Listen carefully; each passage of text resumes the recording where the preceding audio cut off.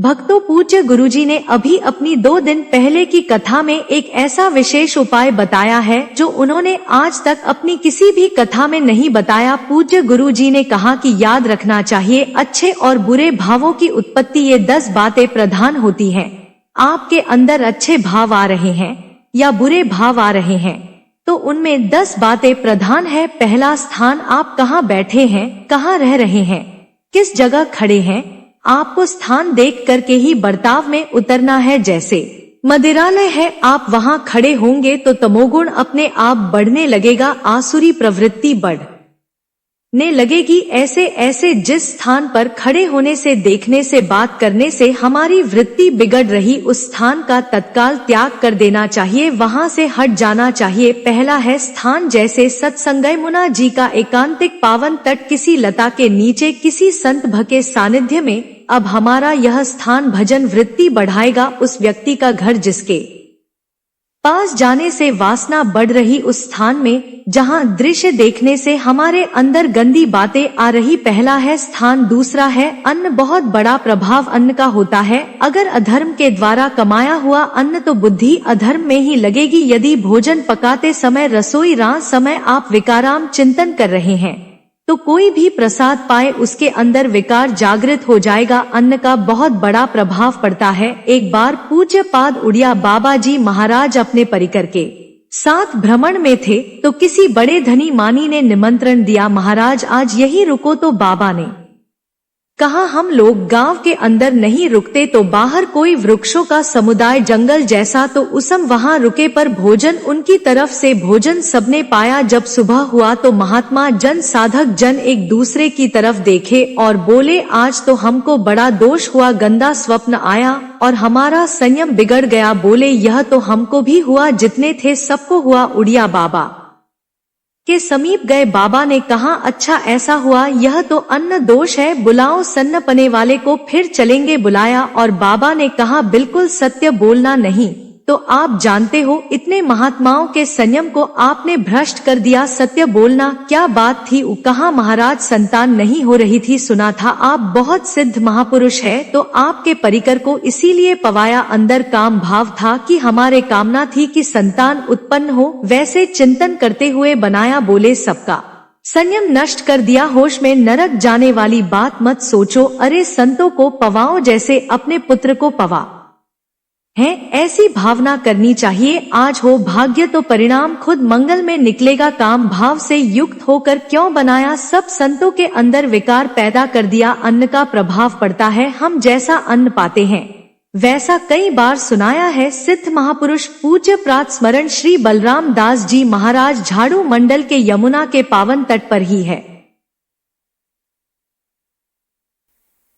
रास मंडल के पास ही वो अपने एक लता के नीचे बैठे हुए भगवत चिंतन कर रहे थे। अचानक यमुना जी नजदीक है तो कोई माई स्नान किए हुए निकली तो नेत्रों ने देखा और विकार उत्पन्न हो गया। यो व्रत सिद्ध महाप, उन्होंने कहा, अब तो इस शरीर को नष्ट कर दूंगा। शिष्यों ने कहा, महाराज ऐसा क्यों बोले, किसी माता के शरीर को देखकर हमारे अंदर विकार क्यों आ गया। ऐसा नहीं, आज तक कभी नहीं हुआ, ऐसा क्यों हुआ। ओ महाराज, आपस में सब शिष्यों ने कि कुछ ना कुछ तो खानपान में गड़बड़ी हो गई, तभी ऐसा हुआ। बाबा आज परिक्रमा करते हैं वृंदावन की बात में, आप जो आदेश करेंगे जैसा करेंगे। पहले परिक्रमा, वृंदावन की परिक्रमा का बहुत बड़ा प्रभाव। जब कभी मन आपका ऐसा विक्षिप्त हो, परेशान हो, तत्काल परिक्रमा प्रारंभ कर देना। नाम जप करते हुए आप देखना परिक्रमा पूरी होते होते शांति हो जाएगी। बाबा ने खूब नाम कीर्तन करते हुए शिष्यों के साथ परिक्रमा दव, मन का विकार शांत हो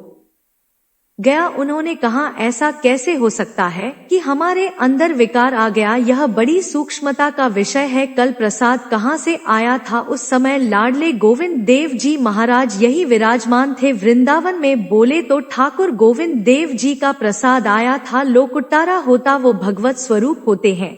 गए और कहा, बताओ आपका प्रसाद ना पावे तो अपराध लगे कि प्रसाद नहीं पाया, और प्रसाद पावे तो हमारे अंदर काम जागृत हो जाए, हम तो मरे ना। दोनों तरफ से तो ठाकुर जी बात कर रहे थे, दूसरों को नहीं सुनाई दे रहा था। कह रहे थे कि देखो नाराज मत हो, कोलकाता ताकि वैश्या थी, उसने भोग लगाया। अब उसने भोग लगाया तो हमने चख पाया, तो आपको प्रसाद का किनका लेना चाहिए? किसने कहा था कि पूरा प्रसाद पाइए, जरा से किनकाले लेते हो, मधुकरी पाते हैं। यह बात आपकी मान तो हमारा तो पूरा विश्व है, कोई भी भोग लगाएगा हम तो पाएंगे हमारे प्रसाद की निष्ठा आप सबके हृदय में, तो किनका लीजिए, पूरा मत पाइए। सोचिए, भगवत अर्पित प्रसाद और वृत्ति भगवान ने आदेश किया किनका पाव माधु कर्री माँ खाओ। यहाँ वर्णन कर रहे, यदि हम अन्न थोड़ा भी हमारे अंदर दूषित चला गया, तो जब कभी ऐसी विकार की भावना हो, आपके अंदर विकार बनाया रहा है, तो खोजिए भोजन दोष आ गया। उपवास कर दो, जब बात वृत्ति ना नष्ट हो तब तक से मिलती थी गंगा माता के जल से, ऐसा लगता था मानो हम परम पावन अमृत पान कर रहे हैं। सारी पौष्टिकता कुछ मत पाना, जल से काम चलाना, तो एक दिन एक पहर अपने आप शांत हो जाएगा। अगर बहुत विकल हो रही तो नाम कीर्तन शुरू कर दो, भोजन मत पाना, नाम कीर्तन शुरू, बिल्कुल शांति मिल जाएगी, बिल्कुल। और यह तो उदाहरण महापुरुष इसलिए देते कि हम सावधान रहे।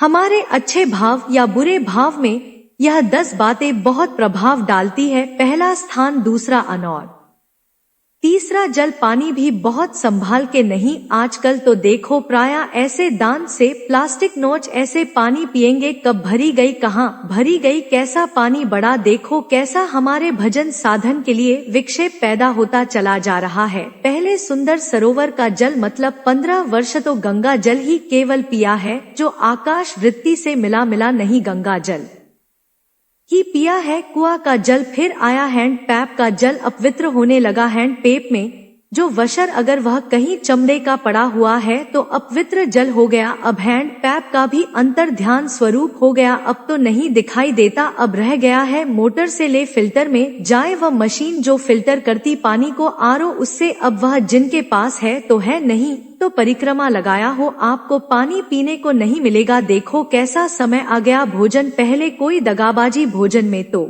नहीं करता था। गांव में जब जिसके यहाँ दूध बेचा जाता था ना, उसको बहुत लघु दृष्टि से देखा है। गाय माँ एक बराबर होती है, यह दूध बेचता है 10 किलो मठा, तो आप ऐसे मांग के ले सकते थे। अड़ोस पड़ोस में वो मठा मिल जाएगा। जब कोई उत्सव होता, फ्री दूध 100, 200, 500 किलो पूरे गांव के सब दे देते, कोई ऐसे बेचता था। अब दूध नहीं। जब बूढ़े लोग बैठते थे कहते थे पानी बिकेगा, आगे चल के आज पानी बिक रहा है, नहीं बिक रहा, पानी बिक रहा है। हमें लगता है सबको ही पैसे से पानी, व बोतलें नीली नीली नहीं, इतनी बड़ी बड़ी बत्ती, उन्हीं से पानी पिया जा रहा है आगे। और समय जल का प्रभाव पड़ता है, जैसे हम गंगाजल पीते थे, सही कहते, कई दिन जब भोजन नहीं मिलता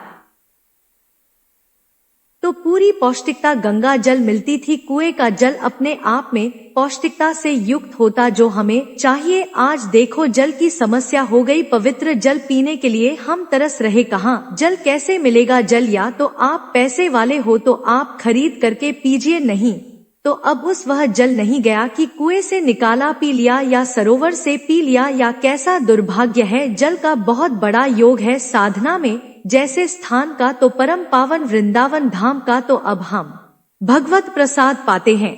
जल का बहुत बड़ा योग है, आज दूषित होता चला जा रहा है, क्योंकि अब हाथ की बात नहीं रह गई है कि आप सुंदर कुआं से जल ले या सरोवर से जल ले या आप नदी से जल ले। स्वामी जी के लिए लिखा हुआ है, रोज यमुना स्नान और रोज यमुना जल ही पान। हमारे वृंदावन के समस्त भगवत स्वरूपों का स्नान यमुना जल से ही होता था, हो रहा है, होता ही रहेगा। बिहारी जी के लिए आज भी कलश में भरकर यमुना जल ही जाता है, वह कपड़ा से ऐसे ढक के। जब हम 2 बजे परिक्रमा देते थे तो एक महाभागवत है, वह किसी को छूते नहीं, दूर से कह छूना मत। बिहारी जी के लिए जल जा रहा है स्नान के लिए, बिहारी जी का फिर चौथा है आपका परिकर। जहां आप रह रहे हैं वह समुदाय, चाहे परिवार हो या समुदाय, वह कैसा है, रजोगुण है, तमोगुण है, सतोगुण है या त्रिगुणा भागवती का है, उसका प्रभाव पड़ेगा। 5वां है आपका पड़ोस, आसपास वाले घर जैसा है वैसा प्रभाव पड़ेगा आपके ऊपर। पड़ोस निंदनीय है तो बंधन से युक्त होना पड़ेगा। लंक के पड़ोस में रहने के कारण अगाध महिमा वाले समुद्र को बांध दिया गया। रघुनाथ जी ने पुल बांधा, दंड देने के लिए तैयार हो गए थे। सरकार अग्नि बाण संधान कर लिया था, पड़ोस के कारण ही तो ना पड़ोसी रावण था, इसीलिए आज पड़ोस का बड़ा प्रभाव पड़ता है। फिर अगला है दृश्य, इस पर बहुत सावधानी की जरूरत है। यह मोबाइल भगवान चल गए हैं, बहुत विस्तार से चल गए हैं।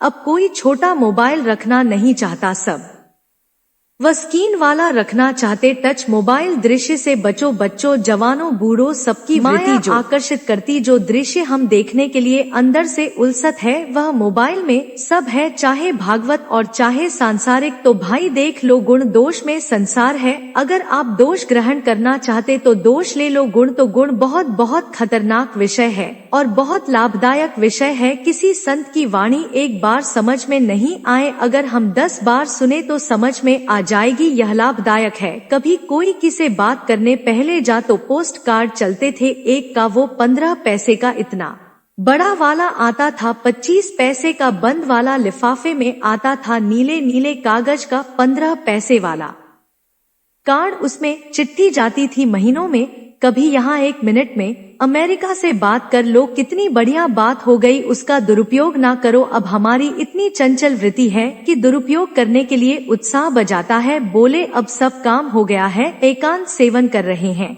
अंदर से सिटकनी बंद और मोबाइल भगवान का संग शुरू। 2-4 मिनट सत्संग और अच्छे दृश्य देखे, फिर बगले में वहाँ सब होता है कि आप बस उसको ऑन कीजिए, फिर जो मनोरंजन शुरू होता है, फिर उपासक मिटिया मेट हो जाता है। ये बहुत सावधानी की बात कह रहे हैं।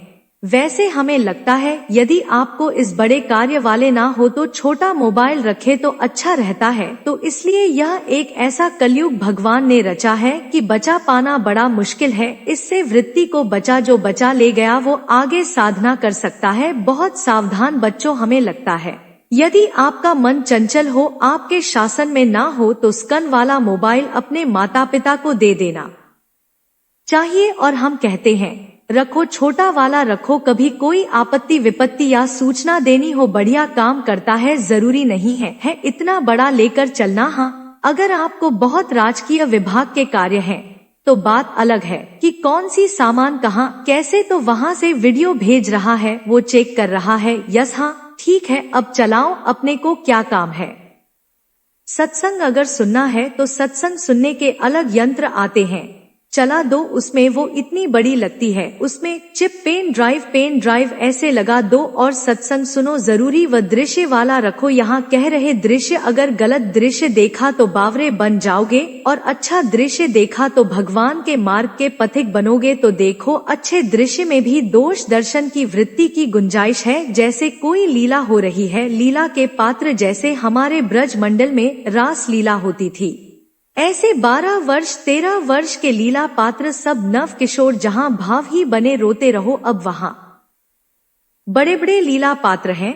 अगर हमारी भावना शासन में नहीं है तो वहां हम अंग प्रत्यंग के दर्शन से हमारी हाव भाव, वहां जो हो रहा है उससे हमारी वृत्तियां बिगड़ जाए। जब छोटे छोटे लाडली लाल परस्पर खेलते हैं तो केवल आशीर्वाद देने को का मन होता है। अगर आप लीला भी देख रहे हैं तो बहुत सावधानी की जरूरत है, क्योंकि वह चिदानंद शरीर नहीं है। 5 भौतिक शरीर, हमारी दृष्टि पंचभूत में लगी हुई है। नाम जप करो, लीला गायन करो, फिर देखो जो लीला, यही जीवन का परम सुख मिलेगा। सच्ची मान लीजिए, बस हम बार बार यह कहते हैं, मोबाइल का सदुपयोग कीजिए, दुरुपयोग नहीं। मोबाइल बुरा नहीं, उसका प्रयोग बुरा है। दृश्य और साहित्य वैसे ही मनोवृत्तियां फिसलने वाली है, और जब यह आ गया कि फिसला में कितना लाभ है, तो ऐसा कोई साहित्य और आलोचना, ऐसी कोई वार्ता ना करें जिससे हमारे अंदर गंदे भावा में यदि अच्छी चर्चा करते तो अच्छे भाव आते हैं।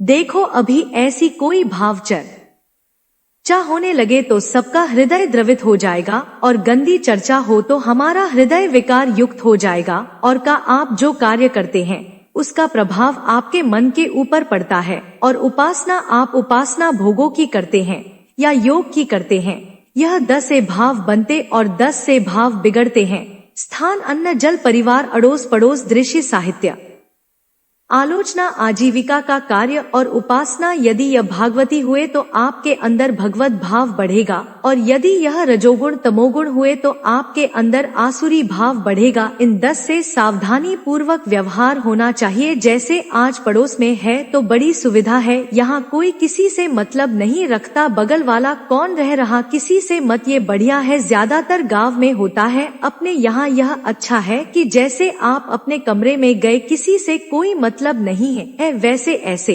ही जीवन रखना चाहिए। और उस ये ज्यादा जो व्यवहार मित्रता बढ़ाने वाला विषय यह धाम में नहीं है। वृंदावन में ऐसा नहीं व्यवहार रखना चाहिए। आपके पड़ोस में कौन रख रहा है आपका परिचय नहीं होना चाहिए, कौन कौन रह रहा है आपकी जानकारी नहीं होनी चाहिए। नजर नीची की, अपने कुटिया में गए अपने ठाकुर जी से मतलब, अपने भजन से मतलब, ना पड़ोसी को कुछ देना चाहिए ना लेना चाहिए। बात समझ लेना। जैसे आज उत्सव है, उनको हम बुलाते हैं, वो हमारे यहाँ ये व्यवहार यहाँ नहीं है। वनवासी हो, ठाकुर का भोग लगाया, अगर आपको बांटना है तो बाहर निकलो, आधा किलोमीटर दूर ऐसी जगह बांटो जो तुम्हें राधे श्याम दोबारा ना बोले, फिर वो तुम्हें बुलाएगा, फिर तो वो बैठेगा, फिर प्रपंच की बातें होंगी, निंदा स्तुति की होंगी, फिर बड़ी संगोष्ठी होती है। पता चलता है क्या फायदा ऐसे जीवन से। आप वनवासी हो, समय एकांत में दीजिए, अपनी कुटिया में बैठिए, नाम जप कीजिए, निकलिए, सत्संग सुनिए, ठाकुर दर्शन कीजिए, परिक्रमा कीजिए, फिर अपनी कुटिया में ज्यादा व्यवहार में नहीं उतरना चाहिए। या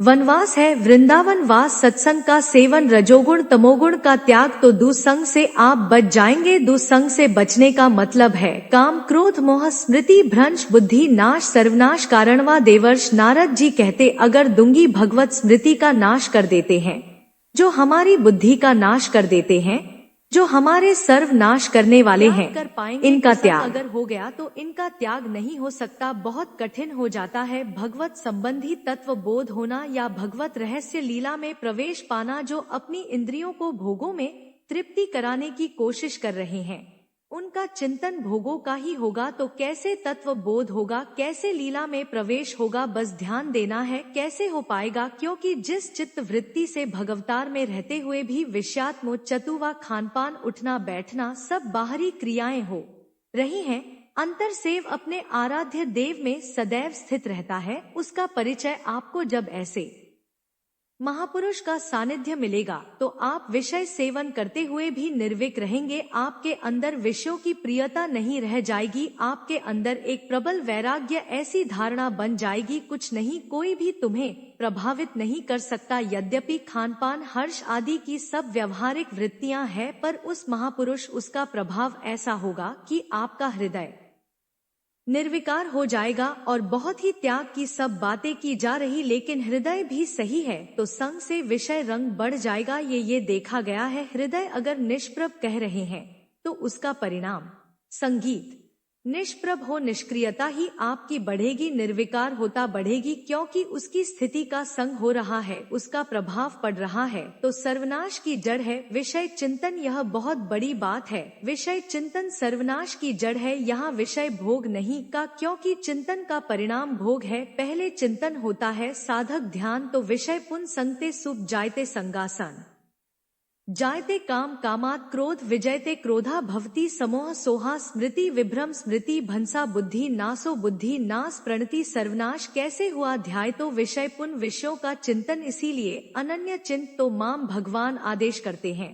विषय चिंतन ना होने पावे, बिना चिंतन किए आपको कोई भी सुख नहीं मिल सकता। आप देख लीजिए, जगत के किसी भी भोग का सुख नहीं मिल सकता, चिंतन से ही आपको सुख की अनुभूति हो रही है। अगर आप चिंतन ना करें तो आपको कोई सुख नहीं मिल, आप चिंतन उसका घसीट लिया गया। अगर सुख होता तो भोग में मिल जाता, नहीं मिला, क्यों बोले चिंतन नहीं। किसी को किसी गाढ़ विषय के चिंतन में फंसा दे, फिर उसके सामने भोजन रखे, खीर में नमक डाल दे, सब्जी में चीनी डाल दे और गाढ़ विषय में फंसा दे। तुम्हारा लड़का जो अकेला था वो ऐसा ऐसा दुर्घटना हो गई वो अस्पताल में, अब जल्दी से भोजन पाओ और निर्णय बताओ। वो बिल्कुल नहीं बता पाएगा कि खीर में नमक था, सब्जी में चीनी थी, उसका चिंतन वहाँ फंस गया। अगर ऐसे चिंतन हमारा प्रियाज में फंस जाए तो संसार के सब क्रियाएं होते हुए भी वो परमहंस है, वो विदेह है। चिंतन हम लोग चिंतन में चूक कर देते हैं तो फिर क्रियाओं में हमको बंधना पड़ता है। नहीं, सच्ची माने कोई भी क्रिया उसे बांध नहीं सकती। तो क्या जिनका भगवत चिंतन होता है वह असत क्रियाएं भी करते हैं क्या? तो बोब चिंतन ही नहीं तो असत क्रिया कैसे हो सकती है? पहले क्रिया के असत चिंतन होता है। आप देखना कोई भी कार्य पहले चिंतन हो, इसीलिए यह कह रहे ध्यायतो विषयात्, पहले सबसे पहले विषय का चिंतन होता है। अगर विषय का चिंतन न होने पावे तो आपको कोई फंसा ही नहीं सकता, भोग कोई भी भोग नहीं फंसा सकता। जहाँ विषयों का चिंतन हुआ तो संग की प्राप्ति, विषय भोग की प्रबल इच्छा, प्रबल आसक्ति, और वो जो चिंतन हुआ था वही आप सुख दे रहा है, वही वहाँ सुख नहीं है आपके चिंतन का वहाँ सुख। जैसा चिंतन अगर आपका चिंतन विक्षिप्त कर दिया जाए, एकाग्र ना होने पाओ तो किसी में आपको सुख नहीं मिलेगा पक्का। अगर वही चिंतन साव मना कृष्ण पदार विंदे तो कोई सुख। गोपी जनों के पति भी हैं, पुत्र भी हैं, पूरे परिवार की सेवा करती है और बड़े बड़े परमहंस उनकी चरण रज वंदना करते हैं।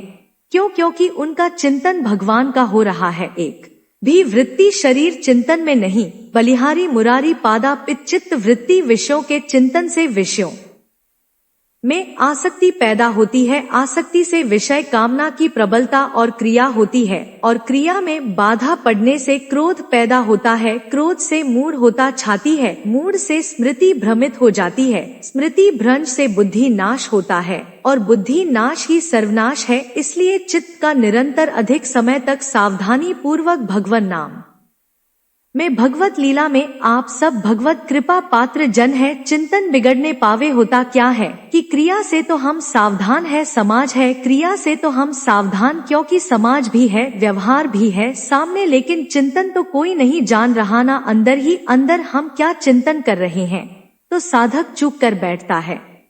देखो बाहर चूक होगी तो उसका प्रायश्चित हो ही जाएगा। चार लोग निंदा करेंगे, पीटोगे, अपमानित हो गए, प्रायश्चित, लेकिन अंदर जो हमारा गलत चिंतन हो रहा पूरा का पूरा अंदर हृदय मलिन कर देगा। हमें उस बात का प्रायश्चित भी नहीं होगा, हमें जलन भी नहीं होगी कि हम गलत चिंतन कर रहे हैं क्योंकि सावधान नहीं है। खास बात साधना में चिंतन संभालने की है। काम क्रोध मोह स्मृति भ्रंश बुद्धि नाश सर्वनाश कारणवा। देवर्ष नारद जी कह रहे चित्त का जहाँ अधिक चिंतन होता है वही हमारी तन्मयता बन जाती है, वही हमारा स्वरूप होने लगता है। बहुत कामी पुरुष है, बोले बहुत क्रोधी पुरुष है, बोले बहुत नीच पुरुष है, संबोधन होने लगा उसके लिए क्योंकि वह उसी चिंतन से वैसी क्रियाओं से, अरे बोले तो बड़े भगत है, भगवान के स्वरूप है साक्षात। जो हम अधिक चिंतन करते हैं वही क्रियान्वित होता है। जो क्रिया होती चिंतन होती वैसे हमारा स्वरूप बन जाता है, वैसे हमारी स्थिति हो जाती है। सांसारिक विषयों और विषय पुरुषों का शरीर संग वाणी संग मन के द्वारा संग, यह आपके अंदर विषय चिंतन बढ़ा देगा, विषय क्रियाओं में लगा देगा। इसलिए बहुत सावधान, विषय में कोई ताकत नहीं है, विष शक्ति दुर्गति कर देती है। एक बार देवर्ष नारद जी जनक जी से कहा, क्या विदेह राज कैसे हैं? पत्नी भी है, परिवार भी है, सब वैभव भी है, वह आप राजा होते हुए विदेह राज उनका। आज विश्राम कीजिए, कल सुबह चर्चा करेंगे। तो रात्रि में अपने शयन गृह में देवर्षि नारद जी को शयन कराया और अपनी अर्धांगिनी से कहा कि आप जाकर शयन कीजिए। देवर्ष नारद जी के साथ जो आज्ञा। अब वहां देवर्ष नारद जी के समीप जब नारद जी देखा कोई स्त्री तो शक्ल और सवो आज्ञा जैसी हुई थी। जब दीवाल मिली तो दीवाल की तरफ मुंह करके लेटे रहे। अर्धरात्रि में उठी और चले गई। देव नारद जी सुबह गए और कहा कि यह क्या मजाक था आपका? यदि आपको ऐसा ही व्यवहार करना था तो आप हमसे कह देते तो हम बाहर जाकर सन करते, आपने ऐसा क्यों किया? क्या हुआ महाराज? जब हम वहाँ सहन कर रहे थे, कुछ रात्रि व्यतीत होने पर और लेट गई सया पे, उनको पता नहीं एक देव ऋषि के साथ ऐसा व्यवहार नहीं कर। फिर क्या हुआ महाराज? फिर हम और सेलते गए, फिर दीवाल मिली तो उधर मुंह करके फिर सो गए। तो तुमने स्त्री को दीवाल नहीं समझा, दीवाल को दीवाल समझा, यही आप में और हम में फर्क है। आपके लिए जैसे दीवाल निश्चिंता का कारण है, ऐसे हमारे लिए स्त्री होते हुए भी वह दीवाल की तरह ही है, किंचन मात्र विकार उत्पन्न नहीं कर सकती, यही अंतर है। इसी बात से हमको विदेह राज कहते हैं। या स्थिति अब कह दे स्त्री शरीर और दीवाल में क्या ज्ञान की विशेषता, वह जड़ है चैतन्य नहीं, यह शरीर भी जड़ है, चैतन्य आत्म तत्व है। पंचभूतों से दीवाल बनी है, अग्नि तत्व से पकाई गई है, पृथ्वी तत्व तो है ही, पृथ्वी तत्व में जल मिलाकर उसको आकार दिया गया है, वायु तत्व ने उसे सुखाया है, अग्नि तत्व ने पकाया है,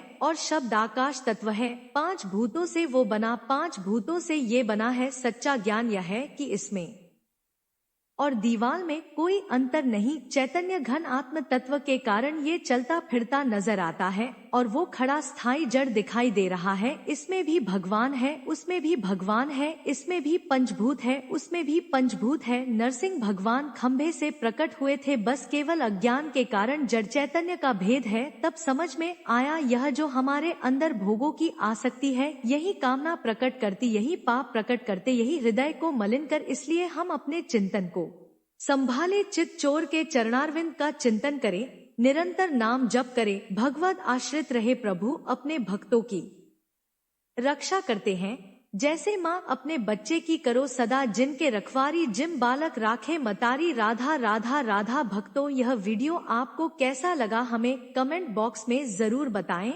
और यदि आप माँ लक्ष्मी की कृपा पाना चाहते हैं तो कमेंट बॉक्स में लिखें, जय माँ लक्ष्मी हम पर अपनी कृपा करे। और हमारे इस चैनल संजू हिंदी कहानियां को सब्सक्राइब करें। जय मां लक्ष्मी।